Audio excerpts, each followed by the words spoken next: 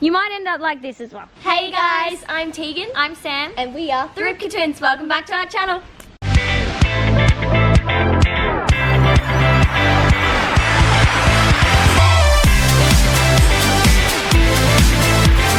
In today's tutorial, we're teaching you guys our tips and tricks on how to do a front handspring. If you already have your handspring, hopefully some of our Tips and tricks can help you improve your handspring. We're teaching you how we've been taught, and hopefully you'll learn something new today, or you can improve your technique if you've already got a handspring, or you're going to do it for the first time after watching this tutorial. If you guys are new to our channel, don't forget to subscribe If you haven't already, and give it a big thumbs up if you like it, and don't forget to click that grey bell next to the subscribe button so you are notified every time we post a video. and follow us on Instagram and TikTok because we post on there every day. One of the first things we always do in our tutorials is warm up. We do a cardio warm up first because it is so important that your whole body is warm before you attempt any trick, especially if it's new. Then we're going to show you guys some specific warm ups for a handspring. Yes, we are. Show them your handspring, Charlie. And handstand. He's like, not today, guys.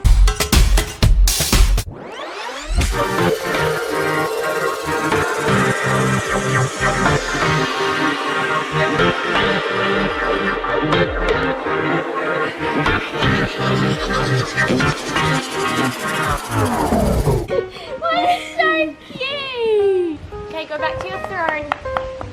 Go sit down. Wanna go on my bed? Go on my bed. Go on. Yeah, this is your chance.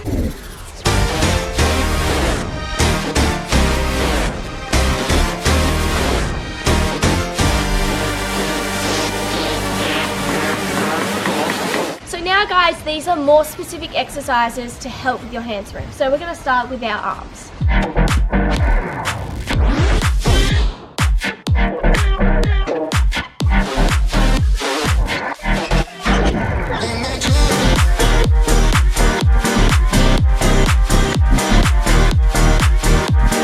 So now we have to warm up our back because in a handspring, of course, you slightly arch your back.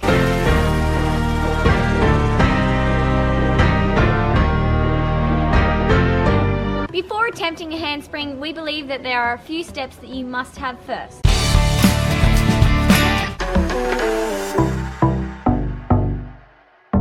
So all that was kicking up into a handstand, putting your feet together and coming down. Obviously, if you can't do that by yourself, you can use a wall. We're going to show you how the wall is there to now catch you so you're confident enough to kick up and come back down. The whole idea of this exercise is to kick up, bring your feet together straight away. Because in a handspring, that is what you need to do. So we're practicing getting our legs together fast. But remember, try and control it because you obviously don't want to smash your heels into the wall. Make sure you have straight legs when you do that step because that's going to give you more power, and that's what a handspring requires. Lots of power. So here is a bad example, kicking up with bent legs. And here is a good example, kicking up with straight legs. Obviously in a handspring, you're putting all your body weight onto your hands, so you have to be strong. You have to be able to kick up and do your handstand against the wall. And that's why we do all those exercises at the beginning because they build strength for you to be able to do tricks like a handspring. Yes. So the next step to getting your handspring is you need to be able to do a handstand into a bridge. That is not absolutely necessary, but it will make it a lot easier and a lot clearer of where your body needs to go. So a handspring is basically a handstand into a bridge, except you're springing off your hands and landing in a squat position.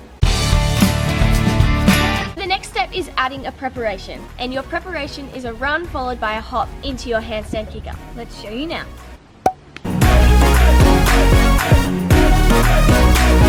So your preparation is 3 runs followed by a hop on your good leg. If you feel like you need to do more runs, feel free to do more runs, just as long as you're hopping on the correct leg to do your handstand kick up. And the correct leg is obviously your best leg, so if you're a left legger, you'd be hopping with your left leg up, and if you're a right legger, you'd hop with your right leg up. For example, Tegan's a left legger, so she starts pointing her left foot, then she does however many runs she likes. She's going to do 2, then she hops, lifting up her left leg.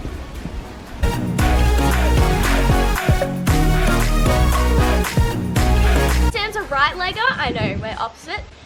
So she starts with her right leg pointed, does 2 runs, and hops, bringing her right knee up, steps into the handstand kick up, and comes down. So in your preparation, your arms are also really important, so we're going to show you the placement of your arms in your prep. So your hands start by your side, and then as you're running, your hands go behind you, then they go up as you hop, and then place on the floor.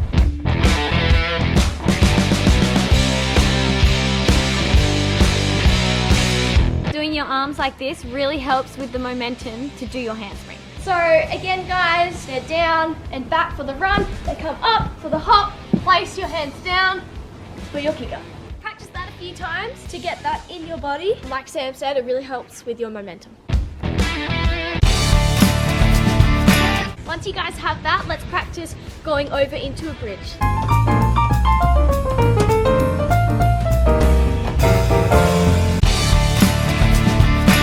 So in your landing position, it's literally a squat.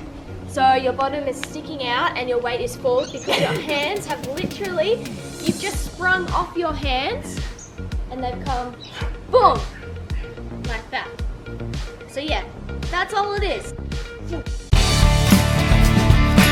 To get your courage to spring off your hands and land like that, you're allowed to leave one hand down at first, but don't get into a bad habit. This is just to get your confidence up. When we're spotting, we don't do this step because obviously we're guiding each arm over to this position. But if you don't have anyone, this is a way that you can try by yourself. So you just kick up into your handstand, legs together, leave one hand on the floor, and land in your squat position. Down, down, up, legs together. And I'm just leaving that hand on the floor. Once you're confident with that step, it's time to push off two hands and bring both arms over at the same time.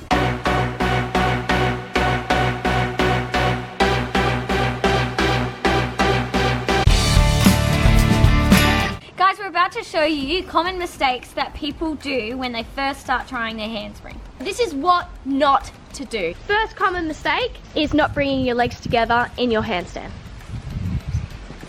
Now as you can see, it looks more like a walkover or a tinski rather than a handspring. You have to bring your legs together in the air. We must see a handstand before you go over. So if I was to slow-mo a handspring, you will see a handstand within the handspring. The next common mistake is going too slow. You may think you're going fast enough, but you got to go really fast and have lots of power. So if you go too slow, you're going to end up doing the handstand bend back rather than a handspring. You might end up like this as well. You need speed for a handspring, otherwise you're not going to be able to get the spring of your hands. And the last common mistake people tend to do is leave one hand on the floor instead of bringing both hands up. Now we use that for one of our steps to help you guys get your handspring, but to do a handspring properly, They with must- good technique, you have to push off from two hands at the same The time. exact same time. Okay guys, we've got our courage up, we're ready to try lifting both hands off the floor at the same time. All right, let's do this. This is what it is meant to look like.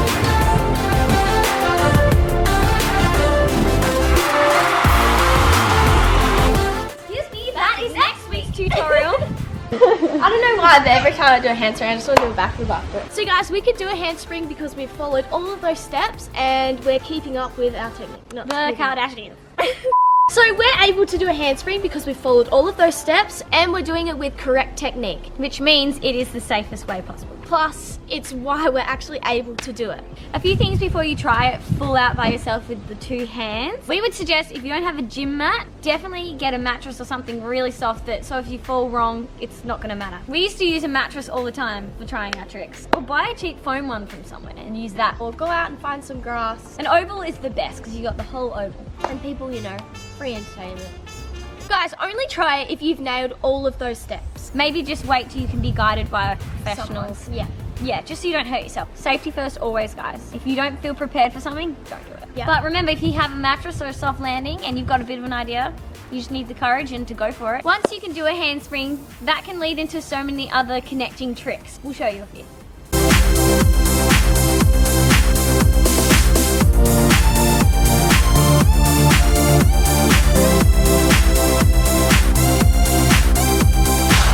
Okay guys, that's the end of the tutorial. We really hope this can help you with your handspring. If you feel this helped you in any way, share it, tag your friends. And we'd love to know if we've helped you get your handspring. Guys, we wish you luck in your handspring journey and we hope that our tips and tricks that we taught you today helped you get your handspring or improve Practice, practice, practice, guys. repetition, practice and determination and you will get it. This week's shout outs go to Louis XDR. The next shout out goes to Iona Simuli. If you want to be shouted out next week, all you gotta do is comment on this week's video. We post every single week, so we'll see you guys next week. See ya! forget to check out our last tutorial. Bye! See you later.